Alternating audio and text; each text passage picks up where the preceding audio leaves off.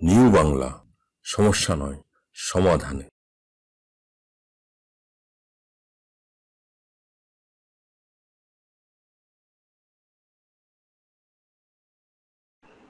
সুপ্রিয় দর্শক শ্রোতা, নিউ বাংলা টিভি এবং চন্দ্রবিন্দু প্রকাশনার যৌথ উদ্যোগে আমাদের ফেসবুক লাইভ আড্ডা এখনই শুরু হতে যাচ্ছে। আপনারা যারা আমাদের সঙ্গে আছেন, অপেক্ষা করছেন, সবাইকে শুভেচ্ছা জানাই। আমাদের আজকের অতিথি হিসেবে আছেন কবি সৈয়দ ওয়ালি। সৈয়দ ওয়ালি ভাইকে আমি আরো একটা নতুন পরিচয় দিতে চাই আপনাদের। সৈয়দ ওয়ালি ভাই একজন চিন্তক। উনি নতুন নতুন বিষয় নিয়ে চিন্তা করেন এবং নতুন নতুন সাহিত্যের বিভিন্ন দর্শন দ্বারা ওনার কাছ থেকে আমরা মূল্যবান কথা শুনতে পাই। তো সৈয়দ ওয়ালি ভাই, আমরা আপনাকে স্বাগত জানাচ্ছি আমাদের অনুষ্ঠানে। ধন্যবাদ ধন্যবাদ পুলিয়ার ভাই, আমরা আমাদের এই আড্ডাটা যেভাবে পরিচালনা করি, আমি 50 থেকে 1 ঘন্টা আমরা করি আর কি। আমার কাছে কিছু নির্দিষ্ট প্রশ্নও আছে আপনার জন্য। তো আমরা প্রথমেই সৈয়দ ওয়ালিকে আমরা কবি হিসেবে চিনি, আমরা যারা আমাদের লেখক বন্ধুরা আছি, কিন্তু আমরা আপনার আজকে জীবনের গল্প শুনতে চাই, বা আপনার লেখালেখির চিন্তা কিভাবে প্রভাবিত হয়, কিভাবে অনুপ্রাণিত হন আপনি, এই সমস্ত বিষয় নিয়ে, কিভাবে আপনি বেদনা পান সমাজ থেকে, কিভাবে আপনি মুগ্ধ হন, এই সমস্ত বিষয় নিয়ে আমরা শুনবো। আপনার কাছে আমার প্রথম প্রশ্ন থাকবে যে আপনি কবে, কখন, কোথায় জন্মগ্রহণ করেছেন। আপনার জন্মগ্রহণ নিয়ে মানুষের বিভিন্ন ধরনের টক মিষ্টি ঝাল গল্প থাকে, সেরকম গল্প থাকলেও আমাদের শোনাতে পারেন। টক মিষ্টি ঝাল গল্প আছে কিনা ঠিক আমি জানি না, কিন্তু আমার জন্ম হচ্ছে পুরনো ঢাকায়, বংশালে। In fact Mitford. আমি স্বাধীনতার পূর্বে জন্মগ্রহণ করেছি। বাই বর্ন আমি ঢাকার, এবং আমার বেড়ে ওঠা, বড় হওয়া সবকিছুই ঢাকায়। তবে আমার পৈতৃক ভিটা হচ্ছে কুমারখালী, কুষ্টিয়া। এটা হচ্ছে আমাদের দাদার বাড়ি, বাবা বাড়ি। তবে আমি কিছুদিন দুর্ভিক্ষের সময়, সেটা হচ্ছে 72 থেকে শুরু হয়েছে দুর্ভিক্ষ, তো সেটা 75 পর্যন্ত, 74 পর্যন্ত ছিল। 75 পর্যন্ত, 76 পর্যন্ত আমরা কালিয়াকুর জমিদার বাড়ি, যেটা আর কি, সেই জমিদার বাড়ি, আমার বাবা হচ্ছে কালিয়াকুর জমিদার বাড়ির নাতি, মানে আমার নানা বাড়ি, আমার বাবার নানা বাড়ি হচ্ছে কালিয়াকুর জমিদার বাড়ি। তো সেখানে আমার থাকার আর কি সুযোগ হয়েছিল। আমার শৈশবটা পুরনো ঢাকায় কিছুদিন কেটেছে। তারপরে আমার ওই 72-এর পরে। আপনি কত ছিলেন ভাই, মানে কত বয়স পর্যন্ত ছিলেন পুরান ঢাকায়? 67 আমার জন্ম। 67 আমার জন্ম। ওই সময়ের বংশাল কেমন ছিল? আপনি ছোটবেলায় কেমন দেখেছেন বংশাল? একদমই মনে করতে পারবো না খুব একটা, কারণ আমি তখন খুবই ছোট ছিলাম। 67 আর 71, তার মানে হচ্ছে 4 বছর, 4-5 বছর। আমার খুব মনে নাই। হ্যাঁ, খুব বেশি কিছু মনে নাই। তবে কালিয়াকৈর কবে চলে গেলেন আপনারা? কালিয়াকৈর থেকেছেন আপনি, ওখানে কবে চলে গেলেন? 72-এর পরে, দুর্ভিক্ষের সময়। আচ্ছা, তো ওই দুর্ভিক্ষের গল্প আর ওই কালিয়াকৈর জমিদার বাড়ির গল্প একটু বলেন, ওখানে কিভাবে কাটলো আপনার? ইনফ্যাক্ট তখন আব্বু তো চাকরি হারায়। চাকরি হারানোর কারণে আমাদের আর্থিক অবস্থা খুব খারাপ ছিল, খুব সংকটের মধ্যে গেছে আমাদের। এমনও দিন গেছে যে আমাদের কোনো দিন সারাদিন না খেয়ে থাকতে হয়েছে। তো এরকম 2-1বারও হয়েছে। তো সে কঠিন সমস্যা, কঠিন সময়, মানে এটা দুর্ভিক্ষ যারা না দেখেছে, এটা আসলে বুঝতে পারা যাবে না। মানে আমাদের খাবার দাবার থেকে শুরু করে পোশাক আশাক, এমনিতেও কিন্তু 75-এর আগে আমাদের, আজকে যে আপনি পোশাক আশাক দেখছেন, যে খাবারের মেনুগুলো দেখছেন, আমাদের সমাজে তখন সেরকম ছিল না। আমরা খুবই সাধারণভাবে জীবনযাপন করা মানুষ। এবং আমি যেহেতু গ্রামে ছিলাম ওই সময়টা, একেবারে নিবিড় ভাবে গ্রামে মিশেছি। আমি দেখেছি মানুষের কি প্রচন্ড রকম কষ্টের মধ্যে দিয়ে দিন গেছে। সবাই প্রায় এক বেলাই খেত, মাঝামাঝি দুপুরের মাঝামাঝি একটা সময়ে এক বেলাই খেত, এরকম গেছে ওই সময়। আপনার আব্বা কিসের চাকরি করতেন? উনি কি সরকারি চাকরি করতেন ওই সময়? আমার আব্বা প্রথমে ন্যাশনাল ব্যাংক অফ পাকিস্তানে ছিলেন। স্বাধীনতার পরে উনি ওখান থেকে রিজাইন করে, স্বাধীনতার আগে অ্যাকচুয়ালি ইনফ্যাক্ট রিজাইন করে দেন। এই আপনার তারপরে স্বাধীনতার পর আর উনি ওখানে জয়েন করেন। আচ্ছা, তো আপনারা কয় ভাই বোন ছিলেন? কয় ভাই বোন আপনাদের পরিবারের ওই সময়ের? 3 ভাই 1 বোন। আমার বড় ভাই একসময় নামকরা ফুটবল প্লেয়ার ছিলেন, ফুটবলার সাব্বির হচ্ছে আমার বড় ভাই। আচ্ছা ফুটবল আচ্ছা, প্লেয়ার সাব্বিরের নাম হয়তো আপনারা শুনে থাকবেন, একসময় খুব নাম হ্যাঁ ছিল তার। আমরা শুনেছি। আমি নিজেও একসময় ফুটবল খেলা, পেশাদারি ফুটবল খেলতাম, তো সেটাও আমি ছেড়ে দিয়েছি 90-র আগেই, 90-র সময়, 1991 আমার খেলা ছেড়ে দিয়েছি।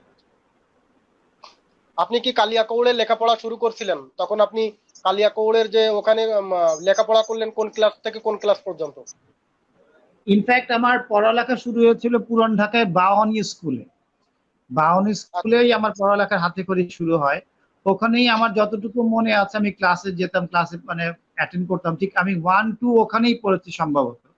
ক্লাস 3-4 থেকে আমার মনে আছে আমার সব মানে যে আমি কালিয়াকৈর বলিয়াদির যে প্রাইমারি স্কুল ছিল, প্রাথমিক বিদ্যালয়, বলিয়াদিতেই আমার আসলে সত্যিকার অর্থে পড়ালেখা শুরু। এবং এখানেই কিন্তু আমার সাহিত্যেরও হাতে খড়ি, মানে আমি সাহিত্য বলতে যে আমি যে আমাদের ছড়া দিয়ে ধরেন রবীন্দ্রনাথ, নজরুল, জসিমউদ্দিন, সতেন্দ্রনাথ দত্ত, এদের যে ছড়া এবং পদ্যগুলো পাঠ করেছি আমি ছোট সময়, এবং তারপর রবীন্দ্রনাথের ছোট গল্প, তারপর ম্যাক্সিম গোর্কি পৃথিবীর পাঠশালা, পৃথিবীর ওরে পথে বাবা, পথে, তার মা, এখান থেকে কিন্তু আমার সাহিত্যের হাতে খড়ি।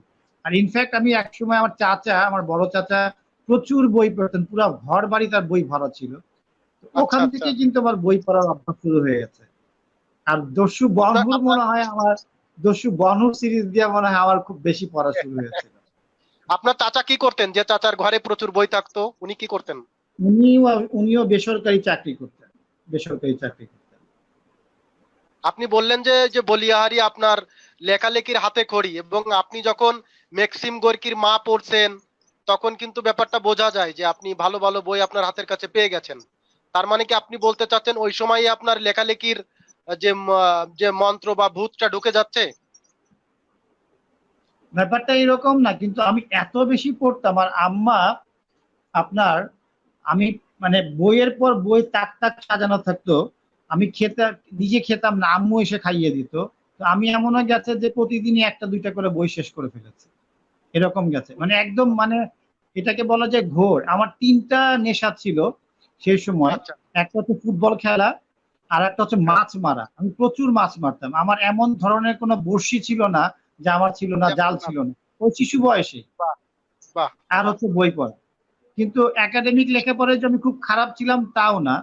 আমার 3-4টা বন্ধু ছিল, 3-4টা বন্ধুই ছিল হচ্ছে গিয়ে, একজনের নাম হচ্ছে রবি, একজনের শঙ্কর, আর হচ্ছে দীপক। ওদের সাথে আমার আর কি এক ধরনের প্রতিযোগিতা হতো ক্লাসে 1-3, first, second, third, fourth, fifth এরকম নিয়ে।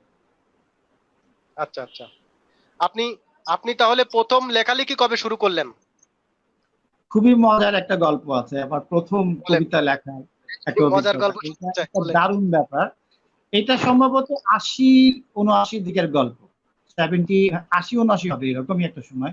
আমিনুল গনি টিটু কবি, যে খুব নামকরা কবি আমাদের সময়, খুব শক্তিশালী কবি আমিনুল গনি টিটু, আর নূর হোসেন, কবি নূর হোসেন, তখন কচিকাচার মেলা একটা দেয়াল পত্রিকা বের করতো প্রতি বছর। তো দেয়াল পত্রিকা লেখা চাইতো। তো আমাদের তখন কিন্তু সমাজে খুব শিল্প সাহিত্যের ব্যাপারটা ছিল। আপনারা ওই সময়টা পেয়েছেন কিনা আমি জানি না। আমাদের যখন এখন লাইভের প্রোগ্রাম হয় তখন আমাদের অনেক দেয়াল পত্রিকা হতো, স্কুলের দেয়াল পত্রিকা হতো, পাড়া মহল্লায় দেয়াল পত্রিকা হতো। আমরা যেহেতু কচিকাচার মেলা করতাম, ওই বাৎসরিক একটা 21শে ফেব্রুয়ারি সকালবেলা দেয়াল পত্রিকায় লেখা দেওয়ার জন্য আমার কবি আমিনুল গনি টিটু আমার কাছে লেখা চায়। তো আমার ভেতরে তখন আমি চিন্তা করছি, আমি তো কবিতা লিখতে পারি না, কি লিখবো? আমার হয়তো ভাব আছে কিন্তু আমি ছন্দ বুঝতাম না, কোন ভাষা ব্যবহার করবো সেটা জানতাম না। তো অনেক সারা 2-3 দিন কষ্ট করে কাজী নজরুল ইসলামের একটি কবিতা আছে, যে কবিতাটা সেটা হচ্ছে গিয়ে, জলহারা মেঘখানি বর্ষার শেষে পড়ে আছে গগনের এক কোণ ঘেঁষে। এই কবিতাটার ছন্দ মিলিয়ে আমি আর কি একটি কবিতা লিখেছিলাম। ছন্দটা এরকম ছিল, ভাষাটা অন্য ছিল। তো ওই কবিতাটা পর যখন আমি টিটুকে দেই, টিটু বলে যে কেমন চেনা চেনা লাগছে। তো ধরতে পারলে পুরোটা আসলে ধরতে পারিনি, হয়তো আমি ছন্দটাই নিয়েছি আর আমি কবিতাটা নিয়ে, এইটা তখন আমি বোধহয় ক্লাস 8 বা 9-এ পড়ি বা এইরকম একটা সময়। তারপরে আমার এই কবিতাটা ছাপা হয়। পরবর্তীতে একদিন পরে বলি, ওয়ালি, আমার মনে হয় তুই এই কবিতাটা কোথা থেকে নিয়ে চুরি করে চালিয়ে দিয়েছিস। আমি বললাম এক্স্যাক্টলি চুরি করে আমি চালিয়ে দেইনি, কিন্তু এটার ছন্দটা, যেহেতু আমার ছন্দ জ্ঞান ছিল না ওই সময়, আমার ছন্দটা ভালো লেগেছিল। তো এই ছন্দের ছন্দটাকে ধারণ করে আমি ওইভাবে একটি পদ্য লিখেছিলাম, বা ওইটাকে আমি কবিতাই বলি এখন। ওটাই ছিল আমার সবচেয়ে প্রথম কবিতা। বাহ, অসাধারণ অসাধারণ। ভাই আপনি একটা দারুণ গল্প বলেছেন, আপনার মাছ মারার নেশা ছিল, খেলার নেশা ছিল, আর বই পড়ার নেশা ছিল। হ্যাঁ, হ্যাঁ, তো আপনার, আমরা একটু বই পড়ার নেশায় পরে যাব, যে আপনার প্রিয় বই কি হয়ে উঠলো, প্রিয় লেখক কারা হয়ে উঠলো। তার আগে একটু শুনবো যে মাছ মারা নিয়ে আমরা কিন্তু জানি যে হেমিংওয়ের একটা বড় উপন্যাস আছে, হ্যাঁ, হুম। The old man in the sea. এটা একটা মাছ ধরা নিয়ে একটা বড় উপন্যাস। হ্যাঁ, তো মাছ ধরা নিয়ে আপনার কি কোনো পরিকল্পনা আছে আপনার সাহিত্যে এই ধরনের কোনো কাজ করার? আমি আসলে আমার শৈশবটা এত, মানে এত অসম্ভব রকম সুন্দর ছিল। আর একটা জিনিস বলতে ভুলে গেছে, আমি ঘুড়ি ওড়াতাম। বলেন। গ্রামের বড় ঘুড়ি, ব্যানা। হ্যাঁ, ব্যানা এক এক ধরনের কলা, কলা গাছের, কলা গাছের একটা জিনিস দিয়ে এটা ব্যানা বানাতো। হ্যাঁ, ওটা হ্যাঁ সারাদিন বনমন বনমন করে আওয়াজ হতো। আমি অনেক বাক্স ঘুড়ি বানাতাম। হ্যাঁ, হ্যাঁ, আমি এই পড়াইছি, ব্যানা আমরা। নিয়ে আমার কবিতা আছে, কাকলে মাছ নিয়ে আমার কবিতা আছে, পুকুরে জলে ভিজে যাচ্ছি সেগুলো নিয়ে আমার কবিতা আছে, হাঁটু জলে কবিতা লিখছি সেটা নিয়ে আমার কবিতা আছে, নতুন পানি নিয়ে আমার কবিতা, নতুন পানির মাছ নিয়ে আমার কবিতা আছে। আমার শৈশব আমার কবিতায় বারে বারে উঠে আসছে। বাহ। তাহলে তাহলে মানে আমরা বলছি যে আপনি তো কবিতা লিখছেন, কবিতার পাশাপাশি আপনি আর কি কি লিখছেন এখন? আপনার চিন্তা কি আপনি আর? আপনি আসলে কবিতাকে, মানে কবিতাকে কবিতাকে মানে সংজ্ঞা দেবার ব্যাপার, বা কবিতাকে, কবিতা কি, কবিতা এই জিনিসটা, কাব্যের যে অন্বেষণ, যে আমরা বলি কাব্য অন্বেষা বা কবিতা কি, কাব্য এটা কিন্তু এক একজন মানুষের কাছে এক এক রকম, মানে কবিতার কারেক্ট ব্যাপারটা। কারেক্ট। কিন্তু আমার কাছে হ্যাঁ, যদি বলেন, কবিতা হচ্ছে আমার কাছে পুরোটা, মানে আমার জীবন যেমন কবিতাও তাই। কবিতাই আমার দ্রোহ, কবিতাই আমার প্রতিবাদ, কবিতাই আমার শিল্প, কবিতাই আমার গান, কবিতাই সবকিছু। আমি যে কবিতাটা লিখি এটা কিন্তু আমার রাজনীতিও। আপনি আমার হ্যাঁ, প্রচুর কবিতায় দেখবেন দ্রোহের কথা আছে, প্রতিবাদের কথা আছে, সমাজের নানা অসঙ্গতি, দুর্নীতি, অসৎ জিনিসের বিরুদ্ধে আমি প্রচুর কবিতা লিখি। এগুলোকে আপনারা হয়তো তথাকথিত যে ওই শৈল্পিক নান্দনিক ব্যাপারগুলোকে আপনি হয়তো ওইভাবে দেখবেন না। আমি কারণ কবিতাকে মনে করি কবিতা বহু রকমের, দুর্বোধ্যতার ভেতর দিয়েও যেমন কবিতা লেখা হয়, ইঙ্গিত ময়তার ভেতর দিয়ে যেমন কবিতা লেখা হয়, তেমন সরাসরি বলার মতনও কবিতা লেখা হয়। কবিতাকে আপনি হয়। যদি এরকম সুনির্দিষ্ট একটি ব্যাখ্যার মধ্যে আনতে চান যে এটা কবিতা, এটা কবিতা, আমি কিন্তু সেটা মানবো না। কারণ আমি এই কবিতার ভেতর দিয়ে আমার রাজনীতির কথা বলি, কবিতার ভেতর দিয়ে আমি প্রতিবাদের কথা বলি, কবিতার ভেতর দিয়ে আমি কল্যাণকর সমাজ নির্মাণের কথা বলি, এবার কবিতার তার কথা মানে দিয়ে আমি আপনার প্রেমের কাছে কথা বলি। তার মানে আপনার কাছে কবিতার সংজ্ঞা হচ্ছে যে আপনি যেভাবে বলবেন ওইভাবেই ওটা কবিতা। এক্স্যাক্টলি তাও না, কবিতার ক্ষেত্রে আমি কবিতা সৃজনের সময় চারটি জিনিসকে খুব গুরুত্ব দেই। সেটা হচ্ছে যে বলেন। ভাবরস। প্রথম হচ্ছে ভাবরস, দ্বিতীয় হচ্ছে তার ভাষা, তৃতীয় হচ্ছে ছন্দ, চতুর্থ হচ্ছে শৈলী বা স্টাইল, যেটাকে আমরা বলি। আপনি যাই বলেন না কেন, কবিতা রচনা করতে গেলে আপনি কিন্তু রিপোর্ট করতে পারবেন না, প্রতিবেদন করতে পারবেন না। প্রতিবেদনটা কিন্তু কবিতা না। কবিতার মধ্যে ছন্দ, তার ভাষা এবং তার ভাবরস, এই তিনটা জিনিসের সমন্বয়ে একটি শৈল্পিক জিনিস থাকতে হবে। এটা কখনোই একটি গদ্য না, কখনোই একটি প্রতিবেদন না, কিন্তু এটার ভেতরে বার্তা থাকবে, কবিতার নান্দনিকতা ভেতর দিয়েই বার্তা থাকবে। সেটা কখনো কখনো খুব সরল, কখনো কখনো স্ট্রেট হতে পারে, আবার কখনো কখনো ইঙ্গিতময় বক্র আকারে থাকতে পারে। কিন্তু কবিতা কিন্তু কোনো অবস্থাতেই রিপোর্টিং না। আচ্ছা, আমরা তো অনেক চিন্তাকে কিন্তু ঠিক কবিতায় রূপ না দিতে পেরে হয়তো বিভিন্নভাবে গল্প বা উপন্যাস বা গান এগুলো রচিত হয়, শিল্পের যে আরো শাখা আছে। তো যেভাবে রবীন্দ্রনাথ বলেছেন যে কবিতায় যে কথা বলা যায় না তা গানে বলা যায়, যা গানে বলা যায় না তা গল্পে বলা যায়, যা গল্পে বলা যায় না তা উপন্যাসে বলতে হয়। আমি ঠিক চিন্তার এই জায়গাগুলোতে বলছিলাম যে কবিতা ছাড়াও আপনি অন্য কোনো কথা বলতে চান কিনা। এক্স্যাক্টলি, আপনি আমাকে বলতে পারেন আসলে কবিতা, কবিতা তো একটি মাধ্যম। আমি কিন্তু অনেক গদ্য লিখি, সমাজ ভাবনা লিখি, প্রচুর লিখি। এটা আসলে খুব ছোট ছোট, ধরেন এক পাতা, আধা পাতা। আমি আমি বেসিক্যালি এই কবিতার ভেতর দিয়ে আমার আমার সমগ্র জীবনের একটি স্বপ্ন, বা আমার একদম যদি যদি ইনফ্যাক্ট আপনি যদি আমাকে বলেন, আমি কিন্তু একজন সমাজকর্মী, সমাজ বদলের কর্মী, বা সমাজকে পরিবর্তন করতে চাই। সেটা কি চাই সেটা আপনাকে বুঝতে হবে, যে আসলে আমরা কি কি ধরনের পরিবর্তনটা চাই। সেটা হ্যাঁ, হ্যাঁ। গুরুত্বপূর্ণ পরিবর্তনটা হচ্ছে কল্যাণকর সমাজ চাই। কল্যাণকর সমাজ বলতে এখানে রাষ্ট্রের কথা যদি বলি আমরা, আমি ব্যক্তিওয়ালি একজন ধর্মনিরপেক্ষ একটি রাষ্ট্র চাই, যে প্রত্যেকটি মানুষের তার ধর্মীয় অনুভূতিতে আমরা কেউ কাউকে অসম্মান করে আঘাত করে কেউ কাউকে এটা করতে পারবো না, এটা আমাদের সঠিক না। আমাদের অবস্থানটা এই জায়গা থাকতে হবে। আর রাজনীতির ক্ষেত্রে যদি বলেন, আমি গণতন্ত্রকে সঠিক মনে করি। অ্যাকচুয়ালি গণতন্ত্র না, এটিকে সমন্বয় তন্ত্র বলতে পারেন। এই ইনফ্যাক্ট সমন্বয় তন্ত্রটা কি, গণতন্ত্রের মধ্যে সকল ধরনের যে তন্ত্র বা মতবাদ গুলো আছে বা এই সময় যে জিনিসগুলো আছে সেগুলোকে সমন্বয় করা। যা যা ভালো পৃথিবীতে আছে, সেটা রাজনীতির ক্ষেত্রে, অর্থনীতির ক্ষেত্রে, সংস্কৃতির ক্ষেত্রে, সেগুলো থেকে সংগ্রহ করে রাষ্ট্রের জন্য যেটা যখন কল্যাণকর সেটাকে সেইভাবে গ্রহণ করা। এই গণতন্ত্রের এই চর্চাটা কিন্তু করতে হয়। আমরা কিন্তু, আপনি যদি দেখেন সমাজতন্ত্র বা পুঁজিতন্ত্র, এই জিনিসগুলো কিন্তু সব জায়গায় কিন্তু এখন প্রচুর পরিমাণে আলোচিত হচ্ছে এবং বিতর্কের সম্মুখীন হচ্ছে। এদেরকে মানুষ কিন্তু এখন নিতেও পারছে না। ইনফ্যাক্ট ওয়ালি ভাই আপনি যখন মানে গণতন্ত্র বা সমাজতন্ত্রের কথা বললেন, আমরা একটু যদি এরকম আপনার কাছে প্রশ্ন করতে চাই যে বাংলাদেশে এখন যে গণতন্ত্র আছে বা আমাদের পাশাপাশি এখন আমাদের যে সমাজতন্ত্র যে দলগুলো আছে, এই দলগুলো নিয়ে কিন্তু আমাদের সাধারণ জনমনে একটা বিভিন্ন ধরনের প্রশ্ন আছে। সেটা হচ্ছে যে আমরা কি ভাসানীকে দেখি, ভাসানীকে আমরা একটা দেশের যেখানে 85 জন মানুষ মুসলমান, সেখানে কিন্তু সমাজতন্ত্রের একটা আলাদা গল্প হয়ে দাঁড় করেছে এরকম যে সমাজতন্ত্র মানে ধর্মহীনতা। তো এই জিনিসটা আমাদের সমাজে কিভাবে ইনফ্লুয়েন্সলি কাজ করলো এবং আমরা তাহলে আমাদের নেতা কিভাবে ভাসানী হলেন? আমি এই যে কন্ট্রাডিক্টরি মানে একটা দ্বন্দ্ব তৈরি হয়, এই বিষয়ে আপনার বক্তব্য কি? সমাজতন্ত্রে ধর্মের সম্পর্কে কি বলা আছে সুনির্দিষ্টভাবে সেটা কিন্তু বলা আছে, ঠিক আছে। আমি যে জায়গাটা বলতে চাচ্ছি, যেহেতু আমি সমাজতন্ত্রকে এখন আর পৃথিবীর জন্য সঠিক কোনো তন্ত্র মনে করি না। আমি মনে করি মানুষ এখন একটু স্বাধীনতা চায়। কেউ আপনার আমার কথা জোর করে বা কোনো একটি সুনির্দিষ্ট শ্রেণীকে আপনার গ্রহণ করতে চায় না, যে একটি শ্রেণী রাষ্ট্র পরিচালনা করবে, একটি শ্রেণীরই দায়িত্ব থাকবে রাষ্ট্রকে পরিচালনা করার। এইরকম ব্যাপারটা এখন আর পৃথিবীতে কেউ মেনেও নিতে চায় না, দেখতেও চায় না। প্রত্যেকটি মানুষই স্বাধীনতা চায় এবং প্রত্যেকটি মানুষই বলতে চায়, প্রত্যেকটি শ্রেণী থেকে প্রতিনিধি চায়। তো সেই ক্ষেত্রে সমাজতন্ত্র ধর্মকে কোন আলোকে বা দেখে সেটা আমি এখানে আলোচনা করতে চাই না। আমি মনে করি পৃথিবীতে এখন আপনি অন্যান্য যদি ইউরোপ বা আমেরিকাতে, সেখানে যেটা দেখতে পাওয়া যাচ্ছে সেটা হচ্ছে যে ধর্ম নিরপেক্ষতা কিন্তু ধর্মহীনতা এবং ধর্ম বিদ্বেষও নয়।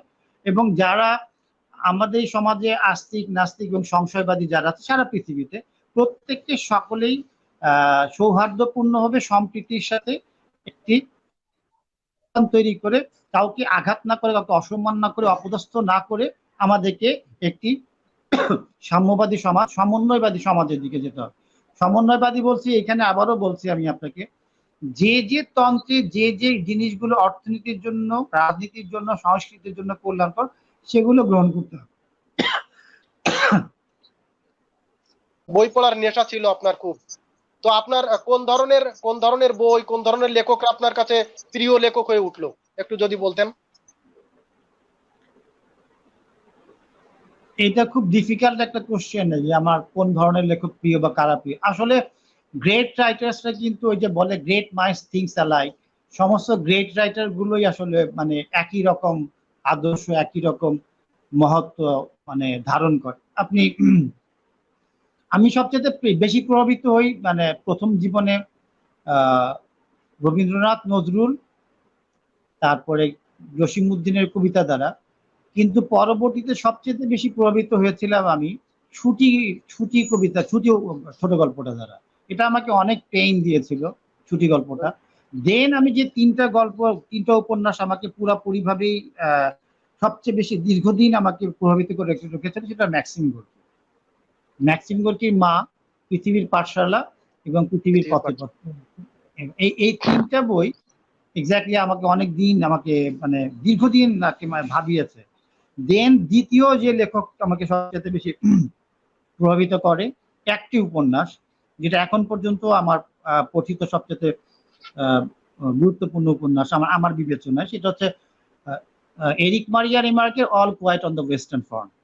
এই All Quiet on the Western Front আমাকে এখনো মানে অসম্ভব রকম ভাবায়, অসম্ভব রকম চিন্তা করে। এবং অবশ্যই old man and the sea তো আপনি বললেনই, এটাও আমার খুব মানে খুব প্রিয় একটা উপন্যাস। কিন্তু পরবর্তীতে যেটা হয়েছে, আমাকে তো প্রচুর মানে আমি ইনফ্যাক্ট প্রচুর পড়িও। যেমন আমি হুম।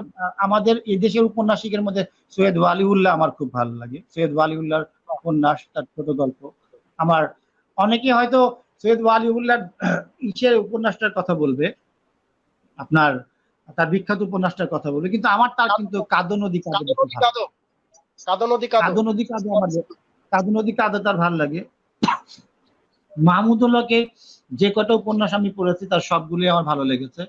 মাহমুদুল্লাহ ভালো লাগে। তারপর আপনার আমাদের আখতারুজ্জামান ইলিয়াসের দুটো উপন্যাসই আমার পড়া, দুটোই আমার ভালো লাগে। তারপরে আমার শওকত আলীর প্রদোষী প্রাকৃতিক জন, দক্ষিণায়নের দিন, শওকত ওসমানের কৃতদাসের হাসি। আসলে বলে শেষ করা যাবে না যে কত ভালো উপন্যাস আমাদের বাংলা সাহিত্যে আছে, আমাদের ভাই বাংলাদেশে লেখা। ওপারের কথা নয় নাই বললাম আমি। আচ্ছা, আমি আমি শুধু প্রশ্ন করতে চাই যে আপনি বলেছেন যে ছুটি আপনাকে দীর্ঘদিন যাবত খুব ভুগাইছে আর কি, ছুটি গল্পটি কেন ভুগালো আসলে? ভোগেলও ভাবিয়েছে ভাবিয়েছে এটা এত বেশি বেদনাদায়ক একটি মানে গল্প। আর তখন আমি দেখেন ইনফ্যাক্ট 4-5 এর একটা আপনার স্টুডেন্ট, আমার বয়সই কত 9-10 বছর এরকম, হ্যাঁ, 10-12 বছর। হ্যাঁ। তার একটা মানে এই কবিতা কেন তখন এত বেশি আমার মধ্যে বেদনার সৃষ্টি করেছিল জানি না। আমি স্কুলে যেতাম আর ছুটির কথা ভাবতাম, স্কুলে থেকে আর ফিরতাম, এরকম একটা ছিল। আমার স্কুলের সামনে খাল ছিল, সেই খালে আমি মাছও মারতাম। তো এটা আসলে এখন আর আমার আমার পক্ষে মানে ব্যাখ্যা করা সম্ভব না যে ওটা না, কেন আমার মধ্যে এত আপনার আপনার যে দীর্ঘদিন সমস্ত কাটছে। লেখকদের কথা আপনি বললেন, লেখকগুলো সত্যি তাদের যে মানে একেবারে ভালো লাগার মতো যে লেখকদের কথা আপনি বললেন, এবং তাদের লেখা আমাদের চিরকাল পড়ার মতো লেখক তারা। আমি বলছিলাম আপনার মাছ মারার নেশাটা আপনার কিভাবে তৈরি হলো? আপনার কি কাকা চাচা কেউ মাছ ধরতেন আমার এভাবে? আব্বু এবং আমার আব্বু খুবই মাছ মারতেন। আমার বাবা কবিতা লিখতেন, আমার আব্বা ফুটবল খেলতেন। তার মধ্যে এবং আমার মা খুব মানে সৃজনশীল একজন মানুষ ছিলেন। মা পুরুষ কাটা দিয়ে কি ধরনের কি কিছু বানাতো না মানুষ, যে ঝালর টালর এগুলো তার ঘর ভরা ছিল। আম্মা খুব সৃজনশীল মানুষ ছিলেন, আব্বাও তাই। আব্বার হয়তো কবিতার বই বের হয় না, আব্বার কবিতার ডায়েরি, 2টা ডায়েরি আমার কাছে দীর্ঘদিন ছিল, পরে সেগুলো আমি হারিয়ে ফেলেছি। আব্বা এমন হয়ে গেছে সকালে মাছ মারতে গেছে, সন্ধ্যার সময় মাছ মারতে ফিরে আসছে। মানে আব্বার অনেকগুলো জিনিস আমার ভেতরে, আব্বা আমার অনেকগুলো জিনিস, মানে বড় ভাইয়া যেমন ফুটবলটাকে খুব ভালোভাবে পেয়েছে, আমরা সব ভাই হ্যাঁ। কিন্তু ফুটবল খেলতাম সবাই। তো ওই বাহ। কবিতাটা বোধহয় আমাকে পেয়ে গেছে। আচ্ছা, আচ্ছা। ফুটবল ছিল আপনাদের পারিবারিক ঐতিহ্য বলা যায়। যাই হোক। হ্যাঁ একদম হ্যাঁ, হ্যাঁ। একদম। তো আপনি আপনি আমি বলতে চাই যে আপনার আব্বার সঙ্গে আপনার সবচেয়ে মধুর একটা স্মৃতির কথা বলেন। আপনার আব্বাকে মনে হচ্ছে আপনার আব্বা দ্বারা আপনারা সবাই মোটামুটি প্রভাবিত, এবং জিনগত একটা ব্যাপার যে সেটা আপনাদের সবচেয়ে বেশি পেয়ে বসেছে আমার মনে হয়। এটা খুবই ভালো ব্যাপার। আব্বু তো আম্মুর আব্বু আম্মুর একটা চারিত্রিক বৈশিষ্ট্য আমি এখনো চিন্তা করে উঠতে পারি না যে কি করে সেগুলো তারা করেছিলেন। আব্বার কিন্তু ওই ব্যাংকের চাকরি ছাড়ার পরে আব্বার কিন্তু আর্থিক অবস্থা কখনোই শক্তিশালী আর হয়ে ওঠে নাই। ইনফ্যাক্ট বড় ভাইয়া যখন নাম করা ফুটবলার হবার আগ পর্যন্ত 86 থেকে বড় ভাই প্রচুর টাকা আয় করতে শুরু করলো। এই যে 72 থেকে 71 পরবর্তী থেকে 86 সাল পর্যন্ত আমরা কিন্তু সত্যিকার অর্থে অনেক কষ্টে মানুষ হয়েছে, অনেক আর্থিক কষ্টে মানুষ হয়েছে। এই আর্থিক কষ্টের মধ্যে আব্বা মানুষকে যেভাবে উপকার করত, যেভাবে নিজের ছেলে মেয়েদেরকে উচ্চশিক্ষায় শিক্ষিত করার জন্য পড়ালেখার টাকা না দিয়ে গরিব আত্মীয় স্বজনকে, ভাই বোনদেরকে সাহায্য করতো, এটা আমার কাছে অ্যাবসার্ড মনে হয় এখনো। আমি এখনো বুঝে উঠতে পারি না কি করে তিনি তার ঘরে 4-5 জন মানুষকে পোষ্য রেখেছেন, আশ্রয় দিয়েছেন, খাইয়েছেন, পড়িয়েছেন, যেখানে তার ছেলে মেয়েদের লেখাপড়ার টিউশন ফিস দিতে পারতেন না।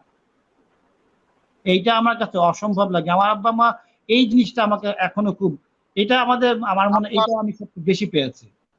মানে আমি বলছি যে আপনার কবিতা লেখার যে চিন্তা প্রথমে আসে, এটার প্রসেস কি? আপনি কিভাবে কবিতা লেখেন? কবিতা লেখা যায় কিনা এটা আমি আসলে জানি না, ইনফ্যাক্ট আচ্ছা, আমি আচ্ছা, জানি না। কবিতা আচ্ছা। আমার ভেতরে আসে, এটাই আমি সত্য, আমি এটা এখনো বলছি, আমি দীর্ঘদিন এমন হয়ে গেছে আমি একটা কবিতা লিখে উঠতে পারিনি। আবার কখনো কখনো গেছে আমি অনেকগুলো কবিতা লিখে ফেলেছি খুব অল্প সময়ের ভেতরে। এটা আসলে আসে। তবে আমার ক্ষেত্রে যেটা হয় কি, যখনই একটি ভাবনা আমাকে তাড়িত করে, একটি কবিতা আমার ভেতরে জন্ম নেওয়া শুরু করে, তখন আমি কি ওটা কি একটারে কবিতাটা লিখে ফেলি। এটা হচ্ছে প্রথম কাজটা, হচ্ছে যে ভাবনাগুলো আমার মধ্যে জন্ম হয় সেটা আমি লিখে ফেলি। এটা হচ্ছে আমার প্রথম কাজ। সেটা করে লিখে ফেলার পরে আমি এইটা আমার মতন করে এডিট করতে থাকি, যতক্ষণ পর্যন্ত না আমি নিজে সন্তুষ্ট হই ততক্ষণ পর্যন্ত কবিতাটা এডিট করতে থাকি। আমার একটা ছোট্ট এই গল্পটা আমার বন্ধুদের সাথে আমি শেয়ার করেছি। যেমন আমি একটা কবিতা আছে, আমি 4 বছর পর্যন্ত অপেক্ষা করেছি, এখন পর্যন্ত এটাকে ছাপানোর চিন্তা করি নাই, কারণ আমার কাছে মনে হচ্ছে কবিতাটা এখনো নিখুঁত হয়নি। আচ্ছা আচ্ছা, যাক, দারুণ একটা গল্প বললেন আপনি, কবিতা লেখার যে প্রসেস। আমরা বলতেছিলাম যে আমরা এবারে আবার একটু ওই আপনার ইয়েতে চলে যাব, আপনার কবিতার বই মোট এখন কয়টা হলো ভাই? আমার কবিতার বই 3টা। 3টা। আচ্ছা, আপনার কবিতা বইয়ের আমরা যখন নামগুলো দেখি তখন কিন্তু একটু আমরা দেখি যে যেরকম আপনি লেখেন যে জলজ স্বাক্ষর। হ্যাঁ, এই যে আপনি বইয়ের নাম দেন, এই বইয়ের নামে কিন্তু আমরা একটা দার্শনিক একটা দৃষ্টিভঙ্গি লক্ষ্য করি। হ্যাঁ, আপনার কবিতায় আপনি কিভাবে দর্শনকে কিভাবে মানে ফুটিয়ে তোলার কাজটা করেন? আমি অনেক আগে একটি ফেসবুকে বেশ কয়েকজনের আলোচনা শুনেছিলাম যে কবিতায় আবার দর্শন থাকে নাকি, দর্শনকে প্রকাশ করা কি কবিতায় ঠিক কিনা। নান্দনিকতা, সৌন্দর্য চেতনা, সৌন্দর্য ভাবনা, সৌন্দর্যকে চর্চা করাটাই একটি দর্শন। আচ্ছা, এটাই দর্শনের অন্তর্গত। এখন কোন দর্শনকে আপনি কবিতায় স্থান দিতে চান, কোন দর্শনকে দিতে চান না, সেটাও ব্যক্তিভেদে আলাদা আলাদা হয়ে থাকে। তো আমি আবারও বলেছি, আমি একজন মানুষের জীবনে দ্রোহ এবং প্রেম হচ্ছে প্রধান দুটি তার অনুভূতি। সে একই সাথে প্রেমিক এবং একই সাথে সে প্রতিবাদী এবং বিদ্রোহী মানুষ। সাধারণত সৎ মানুষগুলো এবং সমাজকে যারা পাল্টাতে চায়, সমাজকে যারা সত্য সুন্দর কল্যাণের মাধ্যমে কল্যাণকে সমাজে প্রতিষ্ঠিত করতে চায়, দুটো জিনিসকে খুব স্পষ্ট দেখা যায়। সেগুলোর অনেক ধারা উপধারা আছে, এটা তো আছেই। দর্শনকে মানে জীবনে যা যা মানুষ ধারণ করে, জীবনে যা যা মানুষ ভাবেন, জন্ম থেকে শুরু করে, যুদ্ধ থেকে শুরু করে, প্রেম থেকে শুরু করে, সবই আমি কবিতার মধ্যে লেখার চেষ্টা করি। আমি কখনো আলাদাভাবে কখনো ভেবে উঠি না যে আমাকে এটা করতে হবে সেটা করতে হবে, এরকম কোনো ভেবে ভেবে আমি কখনো কবিতা চর্চা করি না, এবং এখনো সেটা করি না। আমরা যদি জসিমউদ্দিনকে দেখি একটা বিশেষভাবে বিশেষায়িত, এই কথাগুলো বলছি যেটা হচ্ছে পাঠক ডিফাইন করে নিচ্ছে। বা আমরা যদি বিনয় মজুমদারকে বলি, যে বিনয় মজুমদার কিন্তু জীবনানন্দের অনেক কিছুই বিনয়ের ভিতর আমরা পাই, এর পরেও কিন্তু বিনয় আলাদা হয়ে যাচ্ছে। এই যে একটা বিষয় নিয়ে, সেটা মনে করেন আপনার তার কবিতার বয়ানে বলেন, ভাষাভঙ্গিতে বলেন, ছন্দ কিন্তু দুইজনের একই, জীবনানন্দ এবং বিনয় একই অক্ষরবৃত্তে লিখছেন, কিন্তু আলাদা হয়ে যাচ্ছেন। এই আলাদা হওয়াটাকে আপনি গুরুত্বপূর্ণ মনে করেন কিনা কবিদের? জীবনানন্দ দাশের শুরু কিন্তু নজরুলের দ্বারা প্রভাবিত হয়ে তার প্রথম কবিতার বই আসে, দেখেন। একদম ঝরা পালক তো একদম কাজী নজরুলের মতো সেম। তারপরে কিন্তু কিন্তু সে তার নিজের পথ নিজে তৈরি করে নিয়েছে, তাই না? মানে আমরা কিন্তু ইনফ্যাক্ট পৃথিবীর কোন কবি এখন বা প্রথম বাংলা ভাষার প্রথম কবিটি ছাড়া আর কোন কবি আসলে যদি কাউকে না পাঠ করে এখন আর কবিতা লেখা সম্ভব না। আমরা কারো দ্বারা প্রভাবিত না হয়ে নতুন কোনো কিছু করে ফেলবো, এরকম একেবারেই কখনো সম্ভব না। আপনি যদি বলেন, আমি এইভাবে বলবো, প্রতিটি মানুষ প্রভাবিত। আমরা আমাদের বাবা মার কাছ থেকে যে ভাষাটি পেয়েছি, সেই ভাষাটি যদি প্রমিত ভাষার কথা বলি, প্রমিত ভাষায় যেহেতু লেখা, আঞ্চলিকতার কথা যদি বলি, তবে তখন এটা আর একটা কথা বলবো। আমি প্রমিত ভাষার কথা যদি বলি, এই প্রমিত ভাষাটা সৃষ্টি করেছেন কিন্তু কবি এবং সাহিত্যিকরা, বিশেষ করে যারা ভাষা নিয়ে কাজ করেন, আপনি গায়েনরা। সুতরাং প্রথম থেকে আজকে যদি আপনি বাংলা ভাষার কথা আমাদের যখন থেকে শুরু হয়েছে তখন থেকে যতজন লিখেছেন বাংলা ভাষায়, প্রমিত ভাষায় লিখেছেন, তাদের ভাষা ভঙ্গি, তাদের প্রত্যেকটি শব্দ বেছে বেছে ব্যবহার করা, বাক্য গঠন করা, সেগুলোই কিন্তু আমাদের বাবা মার হাত ধরে ধরে আমাদের কাছে পৌঁছে গেছেন। সুতরাং আপনি যদি মনে করে থাকেন যে আমি কারো দ্বারা প্রভাবিত না, কেউ কারো দ্বারা প্রভাবিত না, কোনো নতুন কবিতা পৃথিবীতে অ্যাবসলিউটলি যে একটা নতুন কবিতা লিখবে এরকম কখনোই আর কোনোদিনই সম্ভব না। কোনো না কোনো ভাষার ভেতর দিয়ে অন্যজনের প্রভাব থেকে যায়, কোনো না ভাই কোনো আমরা কি সাহিত্যের কোনো ভেতর দিয়ে শিল্পী, অন্যজনের প্রভাব থেকে যায়। মানে কোন শিল্পী, সাহিত্যিক, চিত্রকর বা গায়ক যাই বলি না কেন, মানে শিল্পের যত মাধ্যমের কথাই বলি না কেন, আমরা তো আসলে প্রকৃতিকে এক ধরনের নকল করি। মানে হ্যাঁ, আমরা তো আসলে হ্যাঁ, প্রকৃতি থেকে মৌলিকত্ব বলে তো কিছু থাকে না। এই বিষয়ে আপনার বক্তব্য কি? আপনি যেটা বললেন। মৌলিকত্ব ব্যাপারটা নিয়ে তো অনেক রকম হয়তো আলোচনা আছে, কিন্তু আমার কাছে মনে হয় মানুষ আসলে অ্যাবসলিউট মৌলিক বলে কি আসলে কিছু আছে এখন আর? মানে এখন আপনি চিন্তা যা করেন সেটা কি আপনি কোনো মানুষের কোনো মনীষীর বাবা মার চিন্তাগুলো ছাড়া আপনি চিন্তা করতে পারছেন? আপনি এমন কোনো, এখন যদি একটি সমাজ সম্পর্কে কোনো কিছু কথা বলতে হয়, কবিতা সম্পর্কে কোনো কথা বলতে হয়, কবিতা বিষয়ে যা আপনি বলতে চান সেগুলো কোনো কিছুই কি এখন আর আর কোনো কেউ বলেনি এরকম আপনি আমাকে দেখাতে পারবেন? কেউ না কেউ বলেছে, তার সাথে আপনি হয়তো কিছু একটু অ্যাড করে নিয়েছেন, একটু নিজের কারেক্ট। মতন করে নিয়েছেন।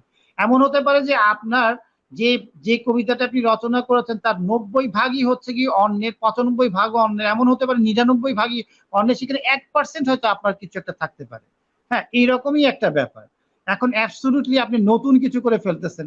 এই যে যেমন আপনি যদি শহীদুল জহির করেন, শহীদুল জহিরের যে জাদু বস্তাবতার যে কাজগুলো উনি হ্যাঁ, গদ্যে করেছেন, ডুমুর কেকো মানুষ। হ্যাঁ, এই যে কাজগুলো করেছেন, অনেকে দেখবেন যে জাদু বাস্তবতার কাজ কবিতায় করার চেষ্টা করেছে, আমাদের এখানে করেছে। জাদু বাস্তবতার পর আমার বেশ কয়েকটা কবিতা আছে। তার মানে কি আমি নিজেও একটি তত্ত্বকে মাথায় নিয়ে কবিতা লিখলাম, আমার মতন করেই লিখলাম, কিন্তু একটা তত্ত্বকে মাথায় নিয়ে লিখলাম। তাহলে কি আলটিমেটলি এরকম না? একদম আপনি সেই কথাই আমি বলতে চাচ্ছি যে কেউ এখন আর কোনো নতুন কিছু লিখতে পারবে না, অ্যাবসলিউট মৌলিক কিছু আর লিখতে পারবে বলে আমার মনে হয় না। সে ভাষা দ্বারা, ভাবনা দ্বারা কোনো না কোনো ভাবে প্রভাবিত। না, আপনি আমরা যে আগের প্রশ্নে ছিলাম, আমি কিন্তু আপনাকে ওটাই বলতে চেয়েছিলাম যে আপনি যখন কবিতা লেখেন বা আপনার পাঠকরা যখন আপনার কবিতা পড়ে, তখন তো সৈয়দ ওয়ালির ওখানে আর কোনো কথা বলার জায়গা থাকে না, কারণ তখন কবিতাটা পাঠকের। আমি বলছি পাঠক আপনাকে যখন আপনার কবিতা পড়বে, তখন আপনি আপনার কবিতায় কিভাবে আলাদা, এটাকে আপনি সচেতন ভাবে বুঝতে পারেন কিনা সেটা বলেছিলাম। আমাকে নিয়ে এত কিছু বলার বা এত কিছু ভাবার আমার মনে হয় এখনো সময় হয়নি। আমি 3টা কবিতা কাজ করেছি। আমি ছন্দ নিয়ে, মূলত আমি আপনাকে একটু বলি, বাইবর্ন বা জন্মগতভাবে প্রকৃতিগতভাবে একজন আমি মিশ্র ছন্দের মানুষ। মানে হচ্ছে একটি কবিতা যখন জন্ম হয় আমার ভেতরে, নানা পর্বের নানা ঝোঁকে নানা ছন্দে সেটা আমার ভেতরে আবির্ভাব ঘটতে থাকে। তো এই সমস্ত পর্বগুলো এক একটা ছন্দে আসে, সেই ছন্দগুলোকে আমি ওই ফুলের মালার মতন করে ওগুলোকে আমি এমন একটি বিন্যাসের ভেতরে ধারণ করার চেষ্টা করি যে আপনার পড়তে কখনো হোঁচট খাবেন না, আপনি পড়তে কখনো অসুবিধা হবে না। মানে আপনি আটকে যাচ্ছেন, আর একটার সাথে মিলছে না, আপনি একটা শুরু করেছেন শেষে এসে করতে পারছেন না, আর মিলানো যাচ্ছে না, এরকম কোনো কিছু ঘটবে না। আমি এর ভাই, জন্যই খেয়াল করে দেখলাম যে পুরোপুরি আমি কি শেষ করে নিই, প্রচলিত হ্যাঁ, অক্ষরবৃত্ত, মাত্রাবৃত্ত এবং স্বরবৃত্ত এবং গদ্য ছন্দ, এই 4টি আপনি মানে যেভাবে মানুষ কবিতারা সবাই লিখে থাকেন, আমি এইভাবে কখনো কবিতা রচনা করি না, ইনফ্যাক্ট করি না।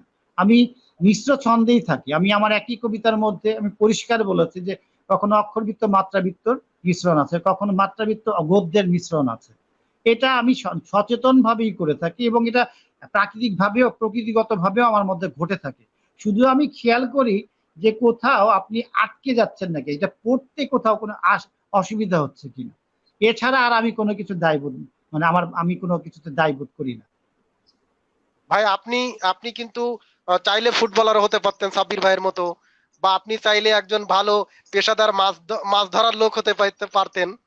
কিন্তু আপনি যে কবিতায় আসলেন বা লেখালেখিতে আসলেন, আপনার ভিতরে কি এরকম কোনো স্বপ্ন ছিল যে আপনাকে অমর হতে হবে, তাই আপনি কবিতা লিখলে বা শিল্প না, চর্চায় আমার আসলেন? কোনো এরকম কোনো কিছুই নাই। আমি একজন পেশাদার মানুষই, আমি কাজ করেই খাই, চাকরি করেই খাই, বেসরকারি কি চাকরি করি, দীর্ঘদিন ধরেই করছি। কিন্তু ইনফ্যাক্ট আমি একটা কাজই করেছি, সেটা হচ্ছে পড়েছি আর লিখেছি। কি হয়েছে কি পড়েছি সেটা বিচার হয়তো পাঠকরা করবে, সাধারণ মানুষরা করবে, আমি ঠিক জানি না। আমি এখনো লেখার মধ্যে আছি। আপনাদেরকে জানিয়ে রাখি, আমার 4টি পাণ্ডুলিপি কবিতার 3টি একটি গদ্যের পাণ্ডুলিপির কাজ চলছে। আমি 3টি কবিতার বই বের করেছি। জলজ স্বাক্ষর নিয়ে আমার একটা বিশেষ দুর্বলতা আছে, জলজ স্বাক্ষরটা আপনারা পড়ে দেখবেন। আমি নানা ছন্দ, নানা ভাবনা, নানা ভাষা, নানা উপমার ভেতর দিয়ে আমি মিশ্র ছন্দ কবিতা লেখার চেষ্টা করি। আমি আবারও বলেছি, আমার এক এক কবিতার মধ্যে কখনো মনে হবে আপনি কবিতাটা পাঠ করলে এক একটা কবিতা থেকে আরেকটা কবিতা আপনি নিজেই টের পাবেন এটার ভিন্নতা। আমি ভাবনা অনুযায়ী ছন্দ আর কি যেটা যেভাবে আসে আমি সেটাকেই ধারণ করি। আমি নতুন করে নিজে কোনো কিছু আরোপিত করি না, নিজে কোনো কিছু বানানোর চেষ্টা করি না, এটা আমি করি না। তবে এই নয় যে আবার আমি একেবারে অক্ষরবৃত্তে লিখিনি, আমি একেবারেই মাত্রাবৃত্তে লিখিনি, এইরকমও কিন্তু নয়। আমি একেবারে পিওর মাত্রাবৃত্তে লিখেছি, পিওর অক্ষরবৃত্তে লিখেছি, কিন্তু ওইটাতে আমার খুব স্বাচ্ছন্দ্য আসে না। আচ্ছা ভাই, আপনি যখন ফুটবল খেলতেন, আমরা কিন্তু দেখি যারা ফুটবল খেলেন তারা মাঠে অনেক দর্শক থাকেন, কিন্তু এই দর্শকরা যখন আপনাকে আন্দোলিত করে তখন আপনার একজন খেলোয়াড়ের ভিতরে যদিও যখন খেলা করেন তখন দর্শকের সাথে তার আনন্দ ভাগাভাগির স্পেসটা থাকে না। সেক্ষেত্রে আপনি যখন কবিতা লেখেন তখন কি আপনি যখন একজন ফুটবলার দর্শকের কথা মাথায় না রাখলেও কিছু কিছু সময় মাথায় আসে, আপনি কি কবিতা লেখার সময় এরকম কোনো পাঠকের কথা ভাবেন বা মাথায় আসে কিনা?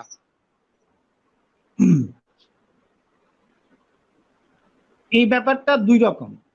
সেটা হচ্ছে যে কখনো কখনো আমি যে লেখাটা লিখি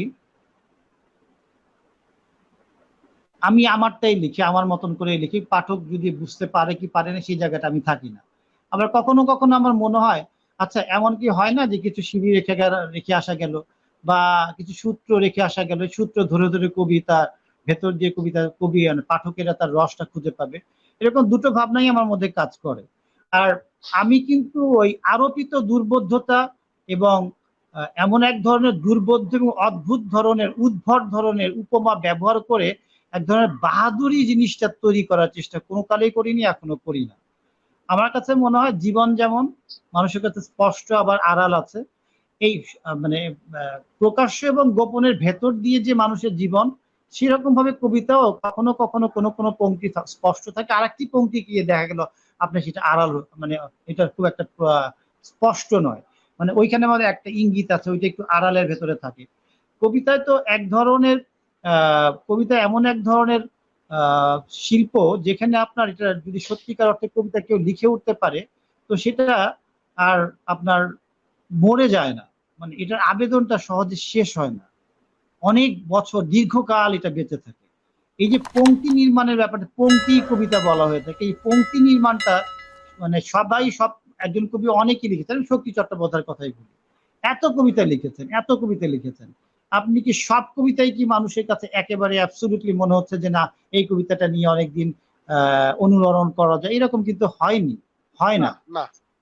সমস্ত কবি চেষ্টা করেন যে ভালো কবিতা লেখার জন্য। আপনি স্পেশালি দেখবেন যে অনেকে কিন্তু অনেক কম লিখেন, অনেক লিখেন কিন্তু ছাপেন কম, আবার অনেকে লিখেনই কম। হ্যাঁ, তো এটার কারণটা হচ্ছে যে ওনারা আর বোঝাটা পাঠকের উপর চাপিয়ে দিতে চাচ্ছেন না, বাংলা ভাষা খুব কম লিখতে চান, যতটুকু লিখতে চান তাদের সেরাটা লিখে যেতে চান ও সেরাটা ছাপিয়ে যেতে চান। আবার অনেকে আছেন কিন্তু যা লিখেন তাই ছাপিয়ে যেতে চান। এই মানুষের কবিতে সাহিত্যিকে এরকম একটি পার্থক্য হচ্ছে। আমি যেটা মনে করি যে আমিও বোঝা বাড়ানোর পক্ষে না, আবার আমি যেই কথাগুলো বলতে চাই সেগুলো আবার ছাপাবো না, মানে একেবারে যদি মনে হয় যে না আমার এইটুকু বলার আছে সেটুকু আমি ছাপানোর পক্ষে।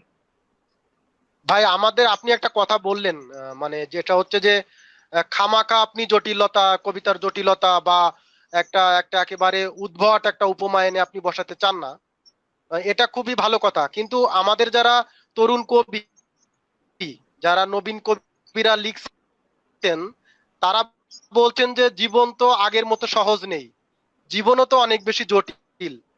তো আমার কবিতা তাহলে কেন জটিল হবে না? সেক্ষেত্রে আপনি কি বলবেন?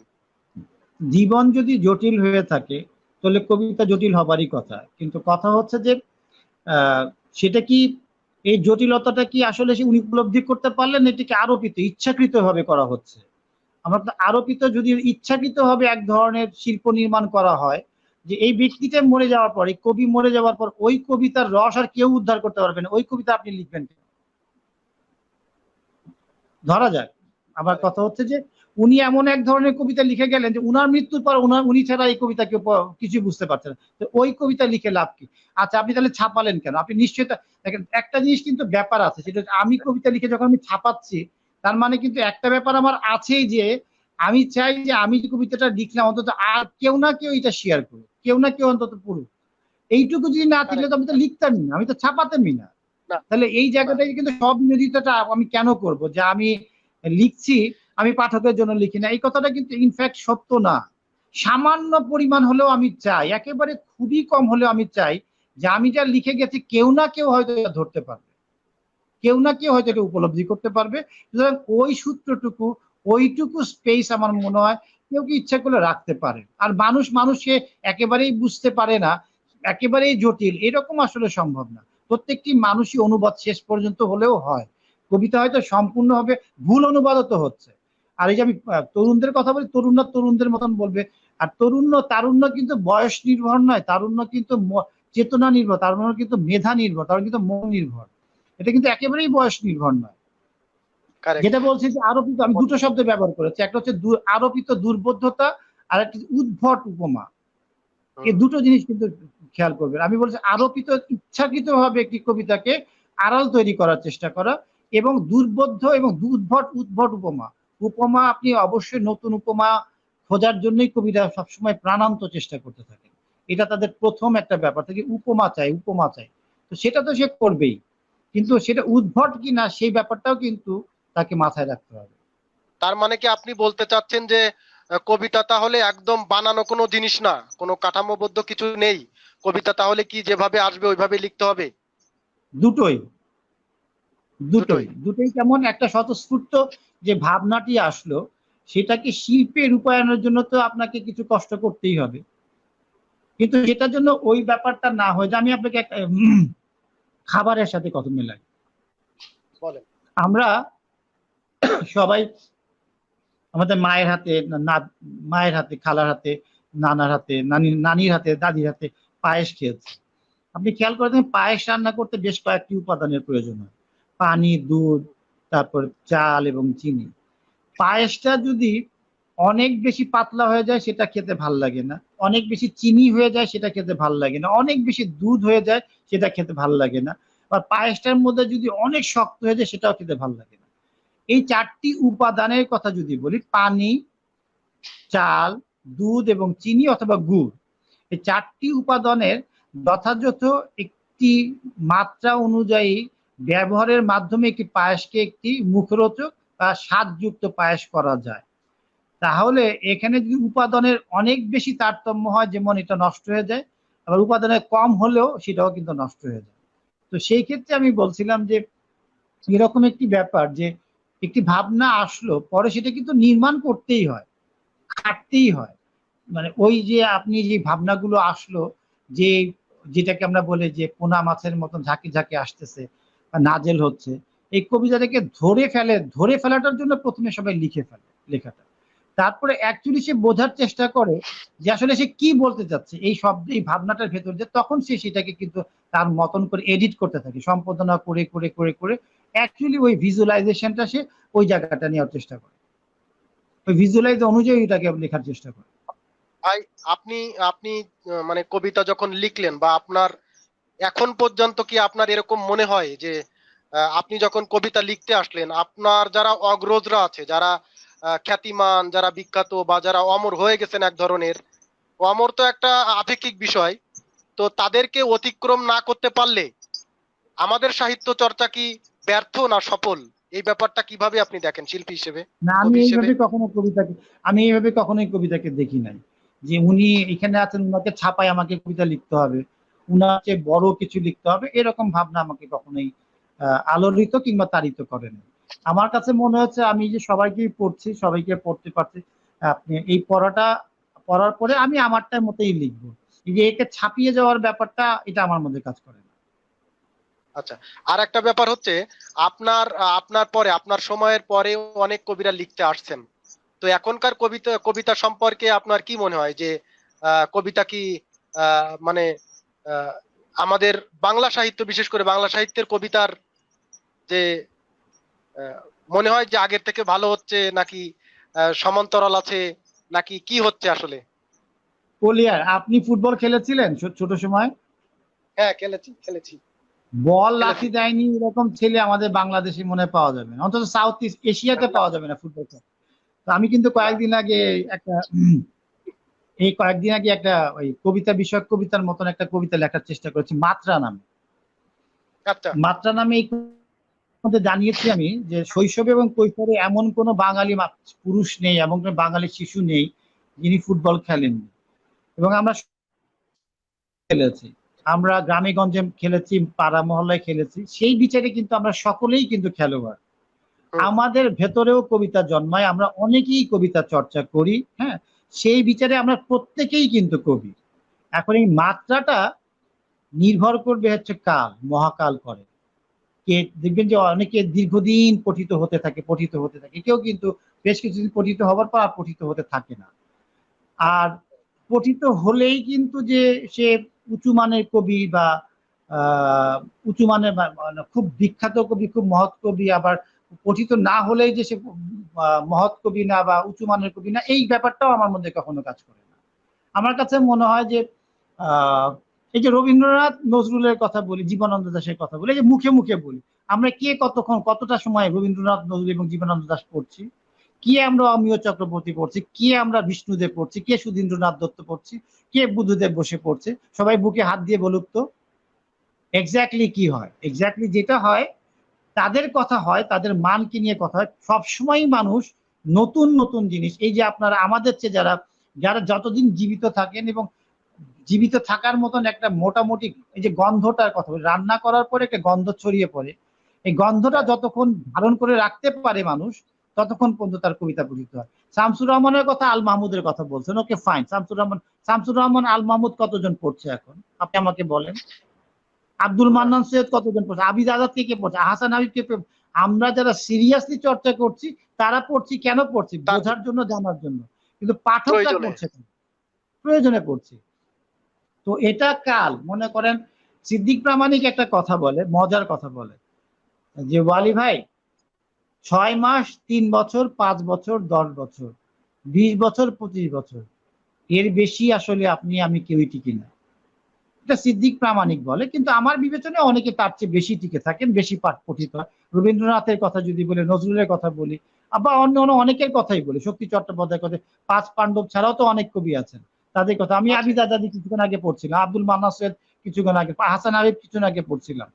তো আমরা যারা লিখি তারা কিন্তু পড়ি, এই পড়াটা আমাদের জানার জন্যই বেশি, বেসিক্যালি কি লিখে গেছেন, কিভাবে লিখে গেছেন, কেন এটা লিখে, এগুলো নিয়েই আমরা পড়ি। কিন্তু পাঠক কি পড়ছে, পাঠক কি পড়ছে? আমাদের এই লাইভ গুলো আমরা সাহিত্যধর্মী একজন লেখকের বেড়ে ওঠা, একজন লেখকের স্বপ্ন, একজন লেখকের স্বাদ, তার তার ভবিষ্যৎ পরিকল্পনা সব মিলে তার ব্যক্তিগত, তার সবকিছু মোটামুটি আমরা জানার চেষ্টা করি, যেন একজন কবি বা একজন লেখকের তার শিল্পী হয়ে ওঠা, কবি হয়ে ওঠার ব্যাপারগুলো, পিছনের গল্পগুলো আমরা অনেকে জানি না। এগুলো আমরা এক ধরনের ডকুমেন্টারির মতো হয়তো থাকবে। তো সৈয়দ ওয়ালি ভাই, আমাদের দর্শকদের উদ্দেশ্যে যদি আপনার কিছু বলার থাকে, তাহলে আমরা আপনার কাছে চাইবো যে আপনি তাদের তার উদ্দেশ্যে কিছু বলেন।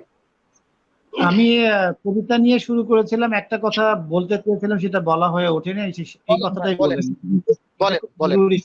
কথাটা না বললে আমাকে ভুল বোঝার একটা সম্ভাবনা থেকে যায়। সেটা হচ্ছে যে আমি ব্যক্তিগতভাবে বিশ্বাস করি আমার কোনো কথা কারোর জন্য প্রযোজ্য নয়, কারো কোনো কথা আমার জন্য প্রযোজ্য নয় শিল্পের ক্ষেত্রে।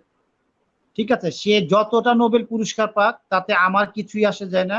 আর আমি যত যাই বলি না কেন, আরেকজনের জন্য সেটা কিছুই আসে যায় না। প্রত্যেকটি মানুষ সে তার নিজের বুঝ থেকে, নিজের বোঝাপড়া থেকে, নিজের মতন করে শিল্পটা নির্মাণ করবে। এখানে কেউ কারোর জন্য ইম্পর্টেন্ট না, কেউ কারোর জন্য, হ্যাঁ ইচ্ছা করলে আমি যে কথাগুলো বললাম সেটার সাথে অনেকে একমত হতে পারে, আবার সম্পূর্ণভাবে দ্বিমত করার পূর্ণ অধিকার প্রত্যেকটি ব্যক্তি, প্রত্যেকটি শিল্পী ধারণ করে। অনেক অনেক ধন্যবাদ সৈয়দ আলী ভাই, আপনি আমাদেরকে আজকে আপনার মূল্যবান সময় দিয়েছেন। আমি আপনার কথার রেস্ট টেনে একটু বলতে চাই, আপনি যে খুব গুরুত্বপূর্ণ একটা কথা বললেন যে আসলে আমাদেরকে আমি হয়ে উঠতে হবে।